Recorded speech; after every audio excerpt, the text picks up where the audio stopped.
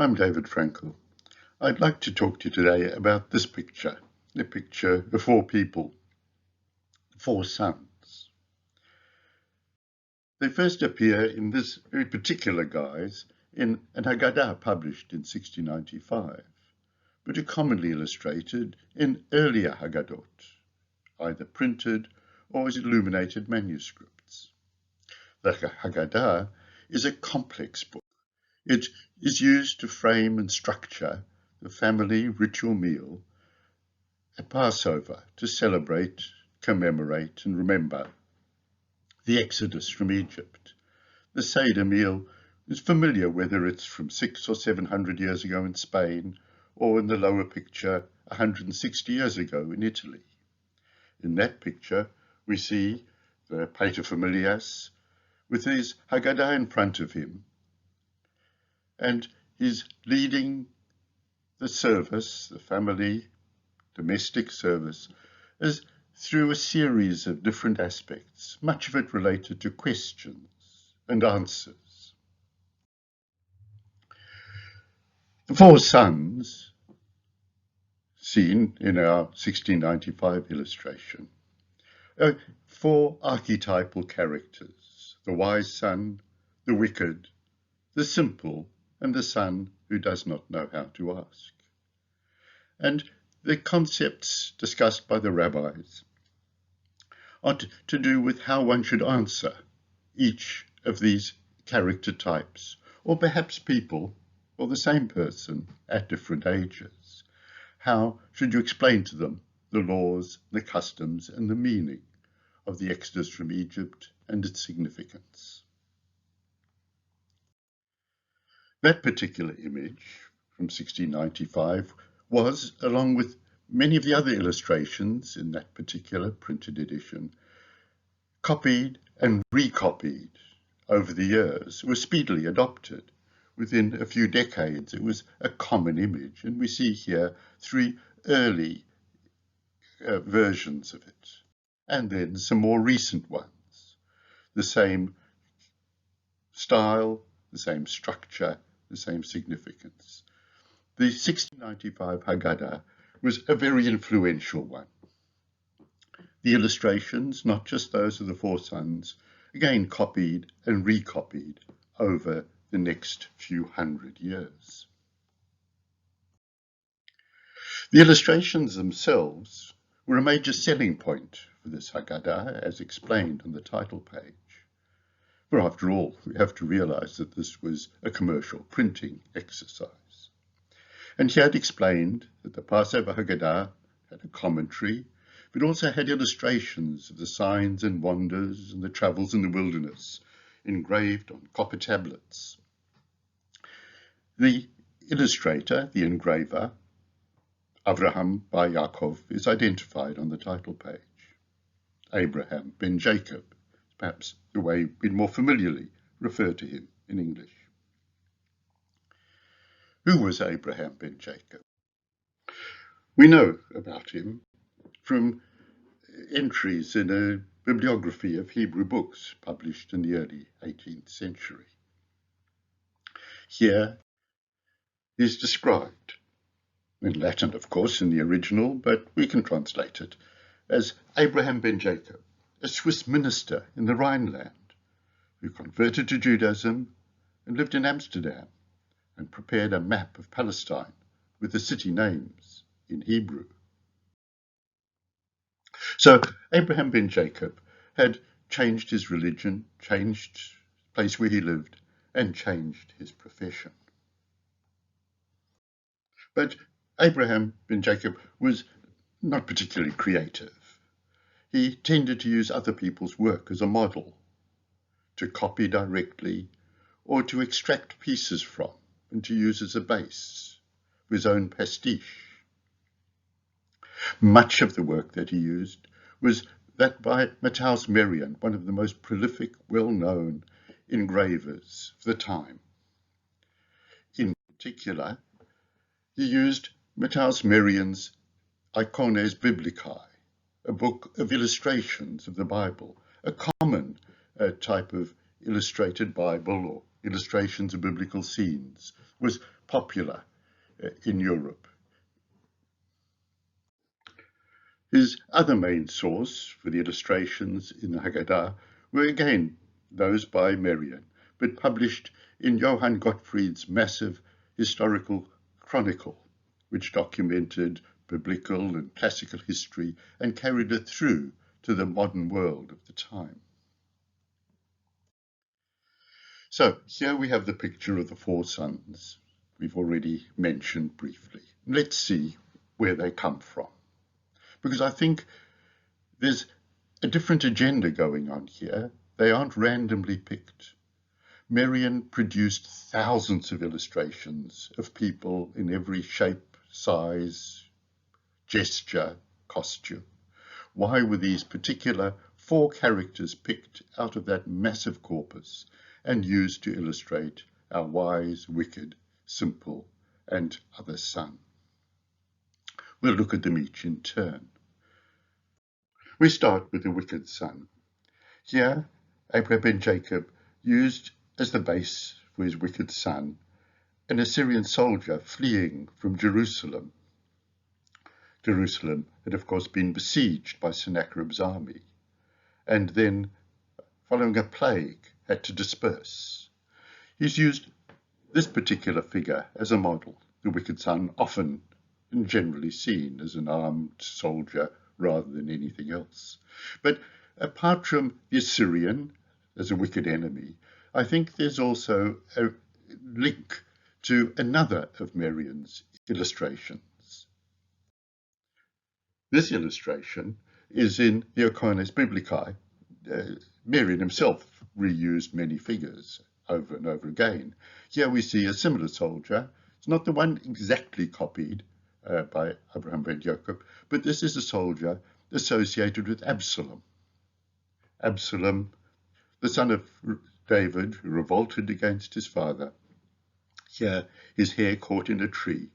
He is, if you like, the ultimate wicked son. I think there is a connection there that means that the illustration wasn't picked just randomly or by accident. The simple son, too, we can see a particular selection. Saul, later King Saul, as a young man, was off in search of his father's cattle, and he came across Samuel, who directed him where to go. So here we have a selection for a simple son, not only someone who looks like a rather simple person, but is in the process of learning, being told, being instructed by someone older and wiser. The son who doesn't know how to ask. It's interesting because this is not from a biblical context, but from a very different historical context. This son is in fact Hannibal. Why Hannibal? We can read in Livy's History of Rome an anecdote of Hannibal's childhood. His father, again a famous Carthaginian general, Hamilcar, after his campaigns in Africa, was going to take his troops to Spain, and Hannibal, 9 years old, wanted to accompany him. But Hamilcar, who was going to offer a sacrifice for a successful outcome to his campaign, led the boy to an altar and made him solemnly swear that as soon as he was old enough, he too would become an enemy of the Roman people. Again, a child being instructed by someone older, wiser, and more powerful. We can find an interesting link for the wise son. It's difficult to trace the wise son, but you can see him here in this particular scene from the Historische Chronik. Here there are two people we can readily identify. Two famous Greek historians, perhaps the most famous historians ever. Herodotus, often called the father of history, and the great Thucydides, who documented the Peloponnesian War. Thucydides as a young man. Why this particular image? Why this particular set? We can read in the Suda. Now, the Suda is a sort of Byzantine Wikipedia. that while he was still a child, Thucydides heard Herodotus reciting the histories he'd written. He was so moved with enthusiasm that his eyes filled with tears, and when Herodotus recognized the boy's nature, he addressed his father Oleros. I pronounce you blessed for this wonderful child, Oleros, for your son has a soul passionate for learning. And he was not mistaken in this pronouncement. So we see that there are particular reasons why these characters were selected from the thousands available. Here we have someone associated with inspiring young Thucydides. We have the Assyrian, or Absalom, the wicked son, outcast. Saul finding out where to go. Hannibal learning to hate the Romans. They're in fact representing something perhaps known only to Abraham Bar Yaakov himself and his own personal, if you like, private in-joke, rather than understood more broadly. They have a resonance for understanding the broad historical context in identifying these four characters. I'd like to change direction now a little and to think about the broader context in which the 1695 Amsterdam Haggadah was created. Here we see two illustrations of the city, a plan and a general view, again made by Matthias Merian. But there's also a more general, broad background that we should just remind ourselves of, those long-running battles between Catholic and Protestants, between the dominance of Spain and the independence of other countries. The Dutch themselves would use the exodus from Egypt as a reference point for their own freedom, a freedom for Calvinism rather than Catholicism. It led to a Holland, the Netherlands, as a more open society, one where people could practice different religions rather than the more closed and dominance of the Catholic system. And we can see some of the Jews of the period in Amsterdam here through the eyes of Rembrandt. His portrait of a young Jew, his portrait of Dr. Ephraim Bonus, and another picture of Jews in the synagogue. These are the people, a generation or two before the Haggadah, but these are the sort of people who would have been the customers for the publishers and would have purchased a book of that sort. An important character within Amsterdam of the time was Manasseh ben Israel. Here, another illustration by Rembrandt of Manasseh's work, a study of Nebuchadnezzar and statues of Nebuchadnezzar with all sorts of esoteric analyses. Manasseh ben Israel was an important figure in Holland and elsewhere as well. But within Holland, he was also instrumental in establishing and developing and promoting the printing industry, so that for Hebrew printing at least, Amsterdam became the major center in Europe. During the 17th century then, Holland was open to migration of people, and we had Jews moving to the area from two major sources, Poland and Germany, following all manner of persecutions, such as illustrated again by Merian, a pogrom in Frankfurt in 1614, which promoted people's idea of moving to a freer, more open society. And then in Portugal, where there were many crypto-Jews, Marranos, who maintained their Jewish identity, stayed in Portugal or Spain following the expulsion of Jews in 1492 and 1497. But the Inquisition made it increasingly difficult for people to maintain that secret Judaism. And so, during the 17th century, many Portuguese Jews moved to Amsterdam. And we can see the rise in numbers through time, from 1600 onwards.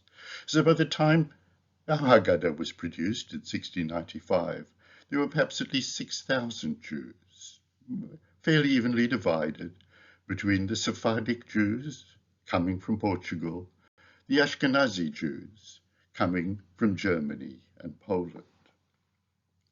Two separate communities with different histories, establishing related but quite separate identities within the city. And on one side and the other of the river, we have the Ashkenazi synagogue and the really imposing Sephardi synagogue, Portuguese Jews. And here we see the interior of that Portuguese synagogue, illustrated from the time it was opened, 1675, or here in a slightly later engraving in Bernard Picard's important book on the ceremonies and religious costumes of all the people of the world. We see comfortably well-established and well-to-do community, a community that needed to conform despite an openness to different societies, different groups, different people. It was still necessary for Jews to conform and to fit in, to adopt many of the aspects of the society within which they were living. And they had to be careful not to rock the boat. So that it was important for the Jews of Amsterdam to conform, and they had to be careful not to rock the boat, while tolerated, accepted within the society in which they now lived. They couldn't afford to show differences or be seen to be opposed to the norm. And so it partly might explain the excommunication of Baruch Spinoza in 1656 from the Portuguese community, the hyper-rationalist philosopher beginning to develop views which would not be acceptable either to the Jews or to the general Christian society among which they lived. And then at perhaps the opposite extreme of understanding, the false messiah, Shabtai Tzvi, whose views really excited people of Northern and Western Europe and elsewhere, who believed in him. But it was important then to distance oneself from either the hyper-rationalist, anti-religious, or the messianic views on the other side, and to conform.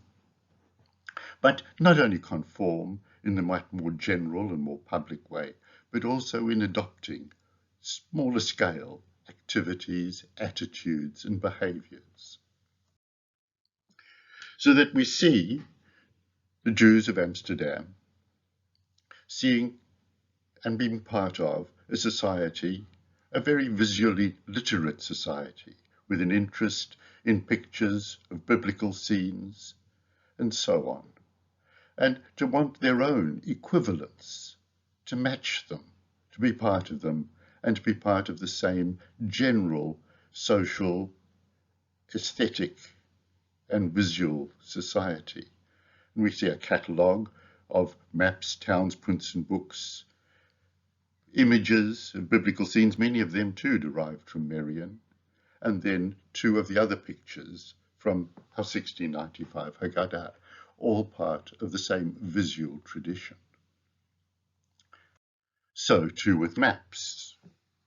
Abraham ben Jacob, including that first Hebrew map, or map with towns identified in Hebrew, but copying and developing on maps produced in Holland at an earlier period, matching that interest in mapping the world. They were then part of the same community and part of the same society. So here we see two other scenes of Jews of Amsterdam, again from Picard's ceremonies and religious costumes of the people of the world.